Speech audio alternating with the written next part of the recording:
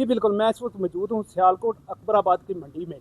ईद उल अज़हा करीब आते ही मंडियों की रौनकें तो बहाल हो गई, लेकिन मंडियों की रौनकें जो पिछले साल थी, इस दफ़ा रेट बहुत ज़्यादा है। व्यापारी और कस्टमर दोनों ही परेशान दिखाई दे रहे हैं। व्यापारियों का कहना है कि माल पीछे से बहुत ज़्यादा महंगा है, जिसकी वजह से हम माल काफ़ी ज़्यादा कीमतें बढ़कर लाए हुए हैं, जिसकी वजह से कस्टमर कह रहा है कि हमें सस्ता मिले, लेकिन सस्ता तो बहुत मुश्किल है। ईद उल अज़हा इस दफ़ा तो बहुत मुश्किल लग रही है। और मेरे साथ एक शहरी भी मौजूद हैं, उनसे भी जानते हैं वो इस बारे में क्या कहते हैं। मैं 2 दिन से आ रहा हूँ मंडी में। और जिस जानवर भी हाल लगाते हैं जानवर को, लाखों में कीमतें हैं इनकी। किसी का 10 लाख, किसी का 15 लाख। मैंने बकरे देखे हैं, बकरों की भी कीमतें लाखों में है। इस मरतबा लग रहा है कि बड़ा मुश्किल है भी कुर्बानी देना।